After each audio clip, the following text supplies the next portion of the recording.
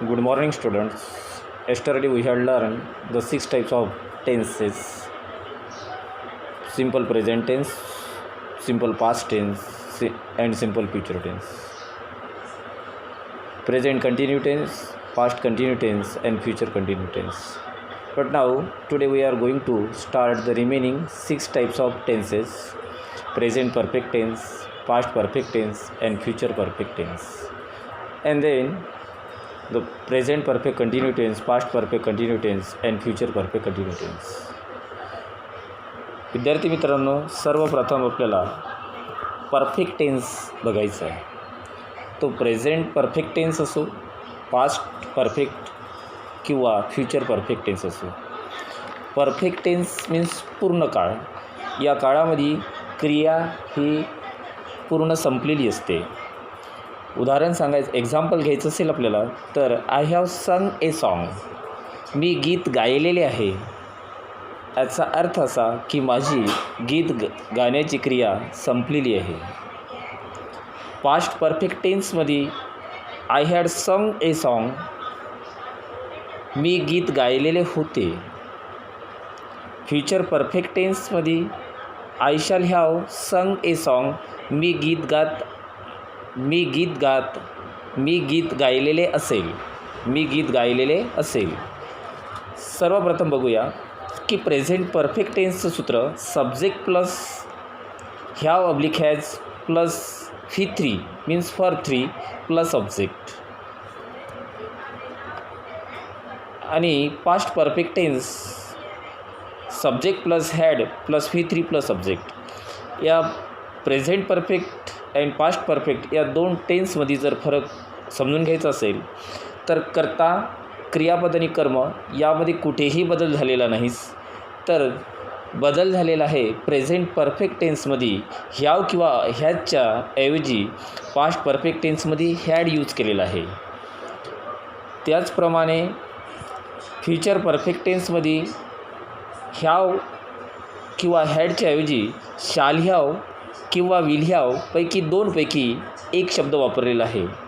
याचा अर्थ असा की या वाक्यामध्ये हॅव ऑब्लिक हॅज हे प्रेझेंट परफेक्ट टेन्समध्ये हॅव ऑब्लिक हॅज हे यूज केलेलं आहे. परंतु हॅव आय हा प्रथम पुरुषी सर्वनाम असल्यामुळे आपल्याला हॅव यूज करावा लागतो. परंतु इथेच जर ही, सी, इट असेल थर्ड पर्सन सिंग्युलर प्रोनाउन्स तर त्याऐवजी आपल्याला हॅवच्या ऐवजी हॅजचा उपयोग करायचा असतो. त्याचप्रमाणे पास्ट परफेक्ट टेन्समध्ये कर्ता, क्रियापद आणि कर्म हे सारखे जरी असले तरी मात्र क्रिया पूर्ण झालेली दर्शवण्यासाठी आपल्याला हॅडचा उपयोग करावा लागतो. त्याचप्रमाणे फ्युचर परफेक्ट टेन्समध्ये I shall have sung a song, मी गीत गायलेले असेल. म्हणजेच या वाक्यामध्ये फ्युचर परफेक्ट टेन्समध्ये क्रिया झालेली असेल असे दर्शवण्यासाठी या काळाचा उपयोग करतो आपण. विद्यार्थी मित्रांनो, या वाक्यामध्ये त्याचप्रमाणे आपल्याला फ्युचर परफेक्ट टेन्समध्ये subject plus shall have oblique will have plus V3 plus object या सूत्रानुसार आपण I shall have sung a song, shall have use केलेला आहे.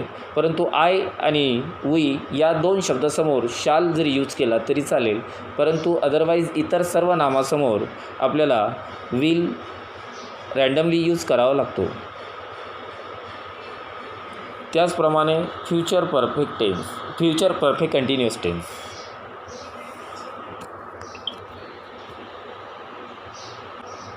त्याचप्रमाणे शेवटला प्रकार present perfect continue tense, past perfect continue tense and future perfect continuous tense. Present perfect continue tense I have been singing a song, मी गीत गात आलेलो आहे. पास्ट परफेक्ट कंटिन्यू टेन्समध्ये I had been singing a song, मी गीत गात आलेलो होतो. अँड फ्युचर परफेक्ट कंटिन्यू टेन्समध्ये I shall have been singing a song, मी गीत गात आलेलो असेल. या वाक्यामध्ये प्रेझेंट परफेक्ट कंटिन्यू टेन्समध्ये सब्जेक्ट प्लस फॉर्म्युल्यानुसार subject plus have oblique has plus been plus for one plus I N G plus object means I have been singing a song. मी गीत गात आलेलो आहे. इथे पास्ट परफेक्ट कंटिन्यू टेन्समध्ये subject plus had been plus verb one plus I N G plus subject. I had been singing a song. मी गीत गात आलेलो होतो. भूतकाळामध्ये क्रिया दर्शवण्यासाठी आपण हॅड बीन वापरतो. त्याचप्रमाणे फ्युचर परफेक्ट कंटिन्यू टेन्समध्ये I shall have been singing a song या वाक्याला आपण subject plus shall have oblique will have plus been plus verb I N G plus subject. I shall have been singing a song. मी गीत गात आलेलो असेल. भविष्यकाळ अपूर्ण भविष्यकाळ दर्शवण्यासाठी आपण वाक्यामध्ये शॅल हॅव बीन किंवा will have been plus I N जीचा उपयोग करत असतो. विद्यार्थी मित्रांनो, बघा की सर्वप्रथम आपण या प्रकारे आपण एक टेन्सेस आपण बघितलेले आहे. या व्यतिरिक्त जर तुम्हाला अगदी सिंपल मेथडनी आपल्याला टेन्स बघायचे असेल तर मी पेज नंबर 3 प्रमाणे तुम्हाला पुन्हा एकदा समजून सांगतो. जी मेथड तुम्हाला अगदी सोपी जाईल, इझी जाईल, त्या मेथडनी तुम्ही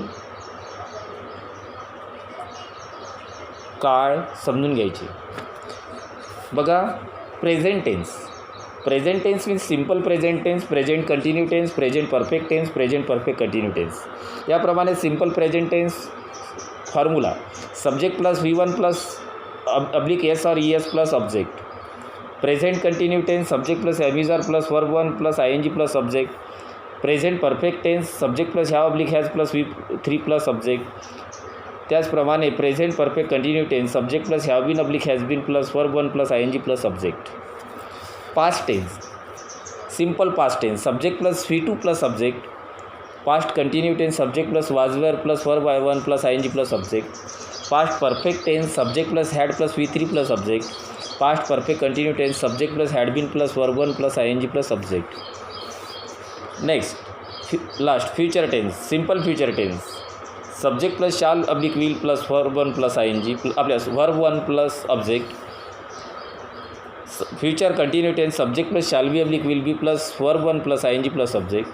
future perfect tense subject plus shall have oblique will have plus V3 plus object. Future perfect continue tense subject plus shall have been oblique will have been plus verb 1 plus I N G plus object. Example present टेन्सचे 4 वाक्य. Simple present tense I writes a book oblique he I writes a book it is wrong. I write a book it is correct. But what is the difference between the two sentence. आपण या वाक्यामध्ये I rights जर लिहिलं तर वाक्य चुकतो. परंतु आयच्या ऐवजी जर या वाक्यामध्ये he she it third person singular pronouns जर आपण यूज केलास तर ही राइट्स ए बुक या पद्धतीने हे वाक्य अगदी अचूक येतो, अगदी बरोबर वाक्य. एक्झाम्पल सांगायचं असेल तर सिम्पल प्रेझेंट टेन्समध्ये he writes a book, he is writing a book present continue tense. Present perfect tense he has written a book and present perfect continue tense he has been writing a book. Past tense he wrote a book. Past continuous tense he was writing a book. Past perfect tense he had written a book. And past perfect continue tense he had been writing a book. Then last future tense he will write a book. Simple future tense. Future continue tense he will be writing a book. Future perfect tense he will have written a book. And future perfect continue tense he will have been writing a book. अतिशय सोपी मेथडनी आपल्याला tenses समजून घेता येतो. तर विद्यार्थी मित्रांनो, let us stop here and we shall meet the next session. Okay. I inform you that all the students should be solve the sentences for practice and send me answer my personal WhatsApp numbers and note write your name. Okay.